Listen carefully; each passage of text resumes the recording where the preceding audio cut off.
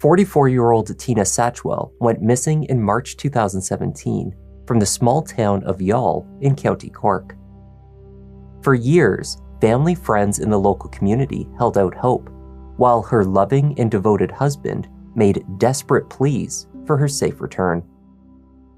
Tina, come home. There's nobody mad at you. My arms are open. There were few clues in her disappearance, as well as reason to believe that she could have voluntarily left to begin a new life.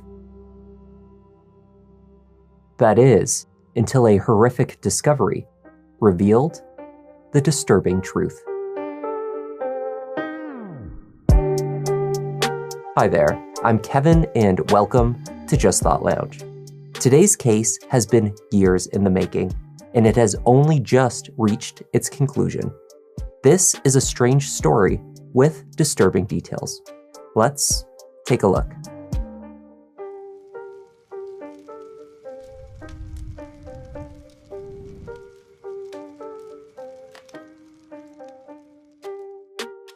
Before we dive into today's case, I'd like to invite you to join me for a short glimpse into my daily routine here at the lounge, and I'm just about ready to go.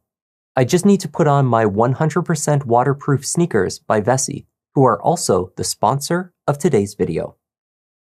As many of our regular viewers know, my wife and I have lived in the south of England now for over a decade. Here in the UK, even in the beautiful summer months, it gets wet and muddy. In this environment, the waterproof tech in my weekend sneakers keeps my feet dry. The snug and comfortable fit prevents debris and moisture from entering the shoe, and their Dymatex technology offers breathability. It's the perfect combination for my daily carefree walk with my dog. Back at the lounge, it's easy to slide my sneakers on and off at the doorway, but I often don't bother. They are lightweight and comfortable to wear all day long, and if they get a bit muddy, they're really easy to clean. Your new everyday favorite, Vessi, is waterproof, comfy, and ready for real life. Grab your pair at vessi.com/thoughtlounge to stay comfortable and get an instant 15% off your first purchase at checkout. The seaside resort town of Youghal in County Cork, Ireland, is home to a small population of under 9,000 residents, as well as 3 beautiful beaches. It was in this picturesque landscape, standing next to the lighthouse, that a 21-year-old Richard Satchwell proposed to his 19-year-old girlfriend Tina back in 1989. The two originally met and began dating after Tina moved in next door to Richard in his hometown of Colville, which is near Leicester in England. Tina had moved in to live with her grandmother, who subsequently raised her. In her teenage years, she made a connection with Richard, a few years her senior. Following their wedding, the couple relocated to Ireland. They eventually found themselves settling in the same resort town where they had formally decided to share their lives together. The couple purchased a multi-level terraced house on Grattan Street in Youghal. Richard worked as a truck driver. The two made some extra cash selling clothing and other secondhand items at car boot sales, where independent vendors sell various, often used or otherwise unique products. They never had any children, but doted on their pets, namely a parrot named Peach and 2 dogs, Heidi and Ruby. Money was tight. They had been collecting assistance funds for years, but they got by. Extra funds always went to keeping Tina in new outfits. She had a love for fashion. Life as the Satchwells knew it changed in March 2017. On the 24th of that month, Richard contacted the local Gardaí to report his wife missing. He had not seen Tina in 4 days, he said. At first, Richard was not terribly concerned. Their parrot, Peach, had recently fallen ill and passed away. The loss was devastating to Tina. Like the loss of a child, Richard said. She had been generally unhappy, and their marriage had suffered as a result. He also noted that at least 2 suitcases were missing. Only as time passed and he had heard nothing from her did he begin to worry. That is when he checked their money box, which had been tucked away in the house with their life savings inside, in cash. This box that Richard claimed had once held 26,000 euros was now empty. 28 years we've been together, 25 years married, and it's just completely odd. It's just completely thrown me because it's so totally out of character for her. Well, she got up in the morning, I did my usual thing, cup of tea, slice of toast, and she asked me if I'd drop over to Dungarvan, which is only like 20 minutes drive away. And when I returned, something like 2 hours later, she just wasn't there. I found her keys on the ground as I went through the front door. So I just said she's gone out for a walk. And when she didn't come back, naturally you get a bit sickly feeling, I suppose. We'd had conversations of late, so I said, right, she's gone down to a member family in Fermoy. So I give her a couple of days. I had to go down to visit my doctor on the Friday. And then when I found out nobody had seen her, it was like everything just fell away. You know, it's just totally odd that there's been nobody say or seen her, you know, especially with living here on the main road. My original thoughts is she got up to have a break, get her head straight, because she's been very upset in recent months. She's had a few crises within the family over the last few years. You know, I think it took its toll, and that's why I think she got up and walked out. Detectives sourced hours of CCTV footage across the general urban area in Youghal. They hoped to catch a glimpse of Tina voluntarily leaving her home, dragging her suitcases with her, but there was no sign of her on the footage.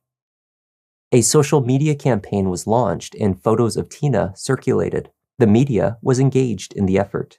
The Gardaí went door to door in the neighborhood. As time passed, Richard's pleas for help in finding his wife grew more desperate. Give her a peck on the lips. I said, I'll see you in a couple of hours, love. The last thing I said to her. A couple of hours. And now it's 3 months. Tina, come home. There's nobody mad at you. My arms are open. The pets are missing you. I just can't go on not knowing. Even if you just ring the guards, let people know that you're all right. Those close to Tina thought it odd that she would voluntarily leave and choose not to take her dogs with her. Richard offered that finding accommodation while traveling with the pets would be difficult, so she likely left them behind for that reason. He held out hope that she would simply show up back at their house one day.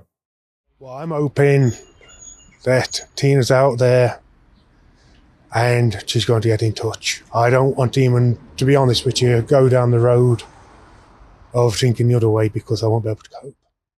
The Gardaí, however, began to question Richard's account.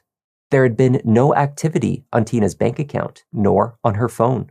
Of course, according to her husband, she was in possession of thousands of euros in cash and had left her phone behind when she left. Detectives obtained a search warrant, and in June 2017, when Richard was away for work, a team of over 10 personnel entered the house and searched inside. When they entered, they reported finding the home filthy.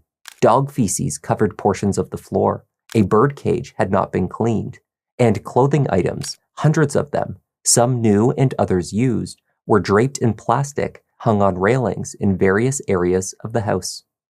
A forensic scientist was brought in to test across the entire home for the presence of blood. After 12 hours of searching, they found nothing. Though 2 computers were seized, the data scrutinized over the following weeks. Detectives found that Richard Satchwell had used a handful of different email addresses over the previous 3 years. Through these accounts, they found regular communications with an organization that described itself as an international monkey rescue. In multiple email streams and text messages, Richard was engaged in conversation with someone by the name of Mr. James from this organization. They were arranging the purchase of 2 marmoset monkeys named Terry and Telma. Transactions through Western Union revealed funds of an undisclosed amount regularly being sent to this apparent rescue association. All the while, the Satchwells' shared bank account was shown to be in a state of over-withdrawal almost constantly over the same period. Financial problems aside, the couple seemed very keen to obtain these monkeys. The last message sent from Richard to Mr. James was on March 20th, 2017, the same day that Richard claimed to have last seen Tina. He wrote that he had nothing more to send to them, but if the monkeys did not arrive, his wife was going to leave him. Twice a week, Richard would drive to the local Tesco's supermarket to play the lottery and make other purchases. On July 9th, months after Tina went missing, Richard pulled into the parking lot of the supermarket and spotted 2 suitcases next to the large recycling bins.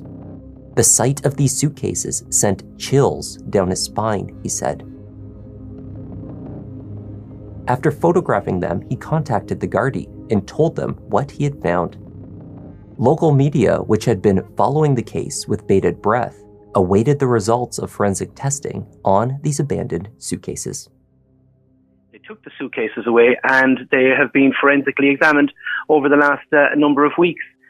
We ran the story yesterday that the suitcases were found.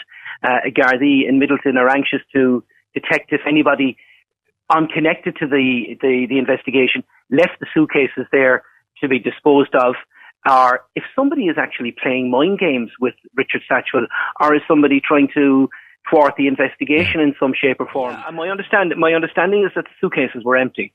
Okay, empty. Empty. That's my understanding. But Richard didn't open them, so he doesn't know that. But my understanding is that there was nothing in either of the suitcases.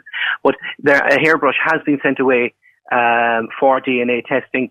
Sometimes, if it's an urgent case, the Gardaí will speed things up, but still, science is science. It can take a while, and we don't know if they have linked the suitcases for definite to Tina Satchwell or not.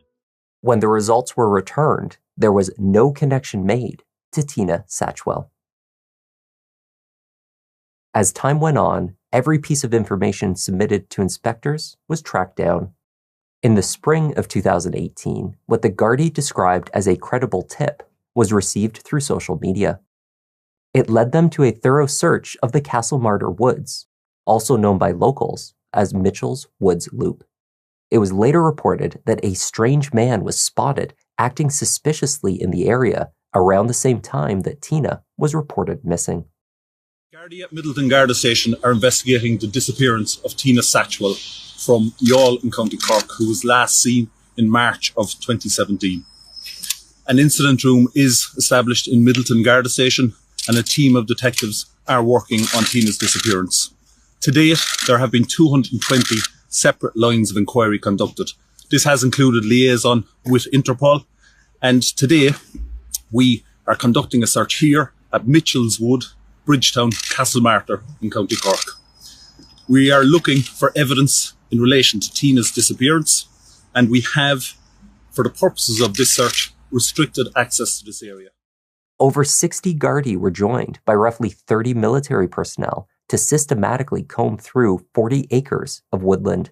Items of interest were located, bagged, and sent for testing. Ultimately, however, there was nothing of relevance to the investigation found. It was not a surprise that in the eyes of the public, Richard Satchwell was the main suspect in the disappearance of his wife.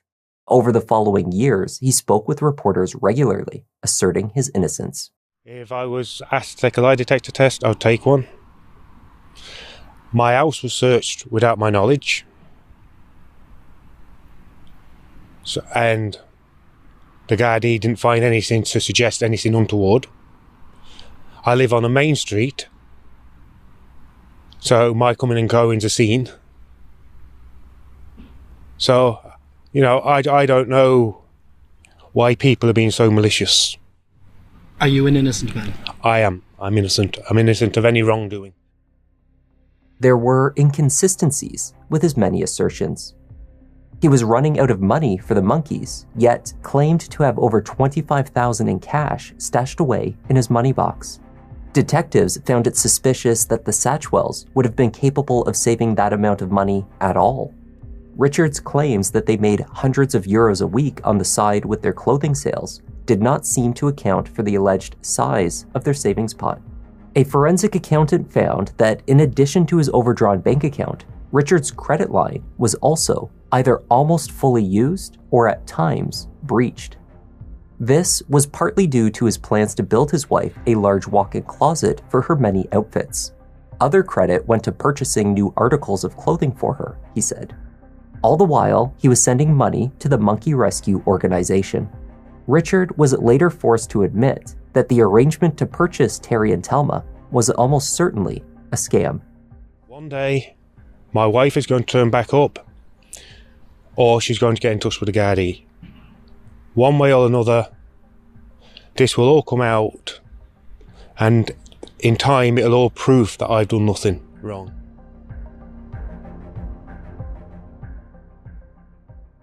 In the summer of 2022, the case was handed over to Superintendent Anne-Marie Toomey to take a fresh look at the evidence.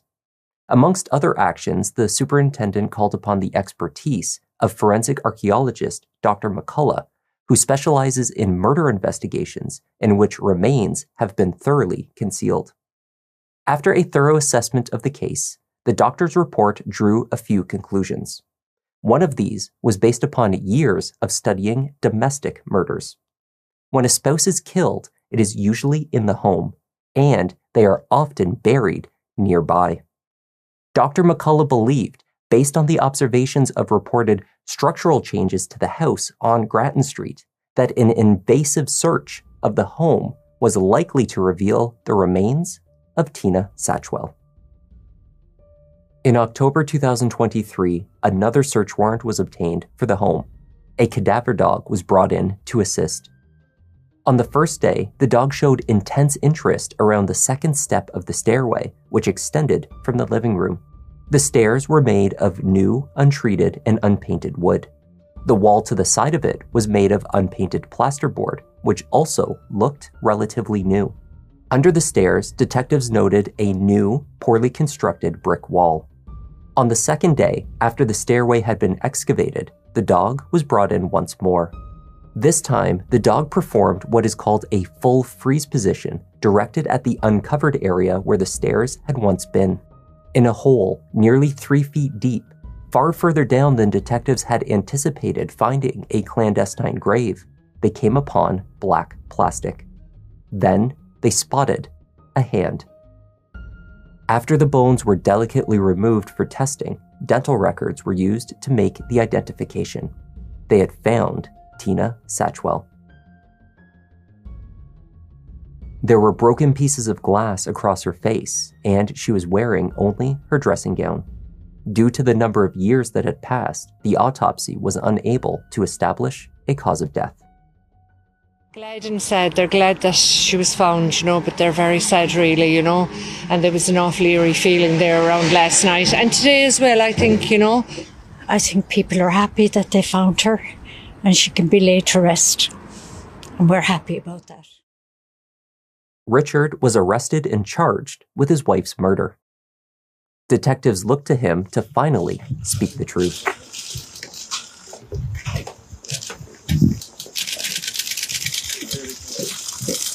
Give him room, lads.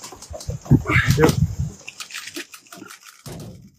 By the time he was facing murder charges, Richard had already taken part in 2 lengthy interviews with the Gardaí. The first was in 2017, when he told the same story that he would repeat for years. He popped out for some errands on the morning of March 20th and returned to find his wife was no longer at the house. In 2021, he remained consistent with this account, though he began to elaborate on other details relating to their marriage and the type of person that he claimed Tina was. That she did hit you in the past, that there were fights and that there were arguments. I'm not saying that she was an abusive partner. Tina was one of these. No, she's a great woman. I have not got a bad word to say about her. But then you said that, but then you said that she beat you.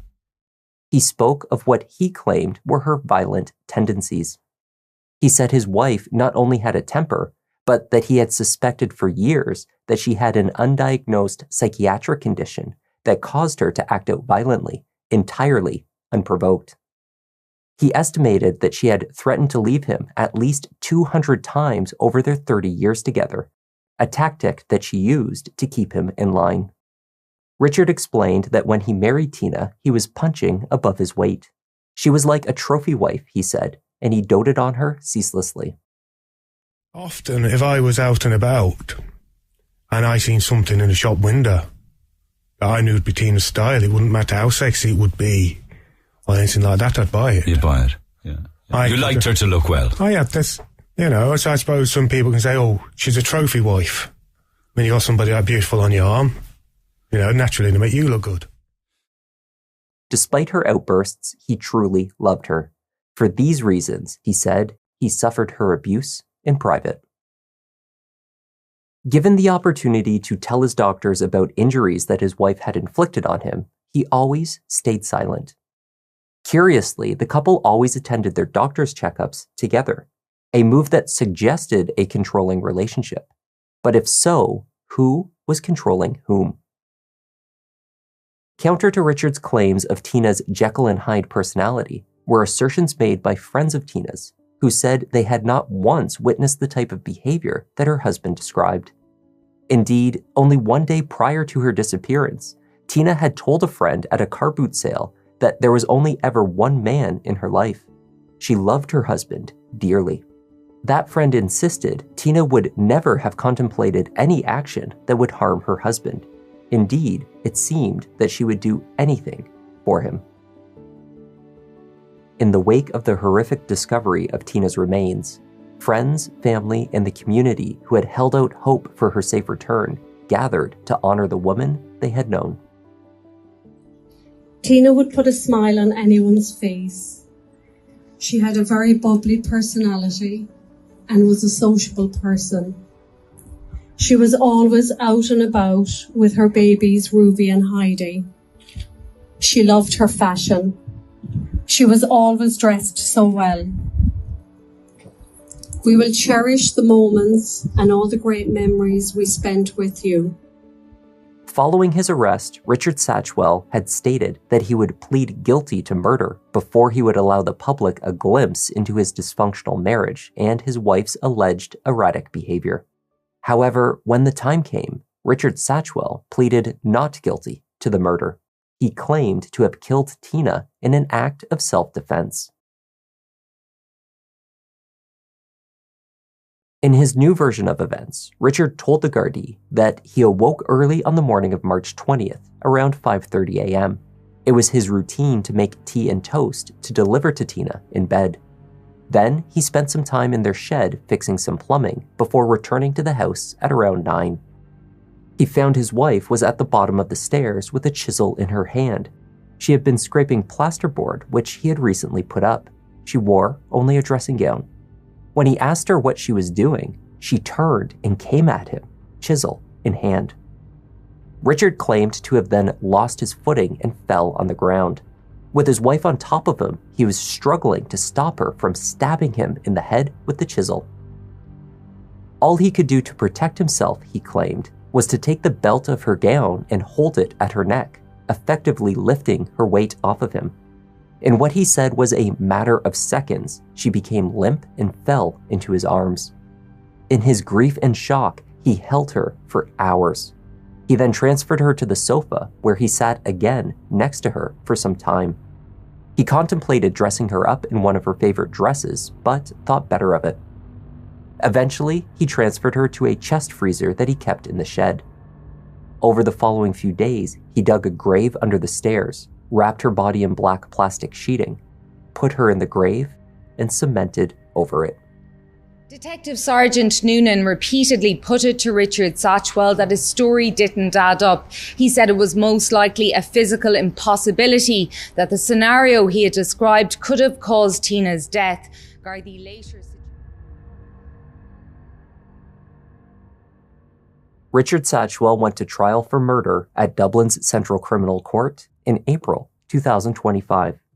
Prosecuting counsel Geraldine Small told the jury that a guilty verdict on the charge of murder was the only logical one to reach. That this was a case of either self-defense or even manslaughter was nonsense. Richard had motive to kill Tina in the spring of 2017. He said on many occasions that his wife was threatening to leave him and had been claiming that she had wasted 28 years with him. After nearly 3 decades of obsessively doting on her, he had had enough. The state described Richard's actions as very calculated, deliberate, and reasoned. According to his own story, instead of seeking medical assistance when she fell limp into his arms, the obsessive husband laid a digital trail, suggesting she had planned to leave him. He sent the email to the International Monkey Rescue, desperately stating that it was his last chance with his wife. He needed to obtain those monkeys. Then, 4 days later, he traveled to Tina's aunt and uncle's home in Fermoy to ask them if they had seen her, claiming complete ignorance as to her whereabouts. After she was removed and buried under the stairs, he contacted her favorite cousin and offered her their used freezer. Additionally, his account of what happened did not align with the facts, including the absence of an explanation for the shards of glass found on Tina's face. There had to be more to the story, but if there was, Richard wasn't telling it. The defense called only one witness, and it was not Richard Satchwell, but rather Tina's half-sister, Lorraine Howard. Lorraine testified that Richard was obsessed with his wife, referring to her often as his trophy. She described the marriage as controlling and odd, recounting how Richard spent every penny he had on his wife to dress her up. Lorraine, who had a rocky relationship with her sister, testified that Tina did in fact have what she called a vicious temper. However, despite their arguments, she also testified that Tina had never once turned violent. This was the assertion on which Richard's self-defense claim was based. Defense counsel Brendan Grehan argued that Richard was far from the criminal mastermind that prosecuting counsel described. Grehan said that to convict him, they wished to place the focus on Richard's behaviors after Tina's death, because they could not prove any intent to kill her existed beforehand. The trial has lasted over 5 weeks, and more than 50 witnesses have testified.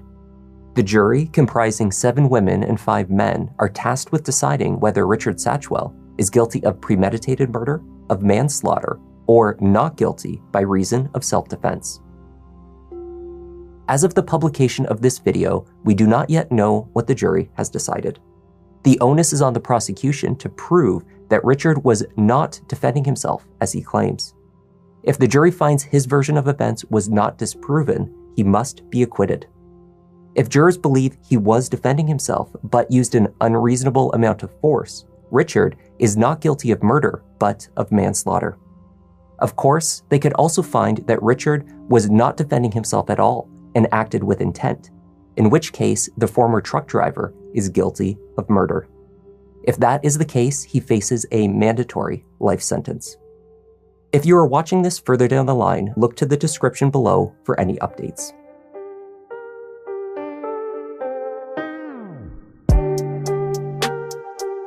And that was the tragic case of Tina Satchwell. Thank you for watching, and a special thanks to X-Ray Girl 47 for joining the Members Lounge. Your extra support is really appreciated.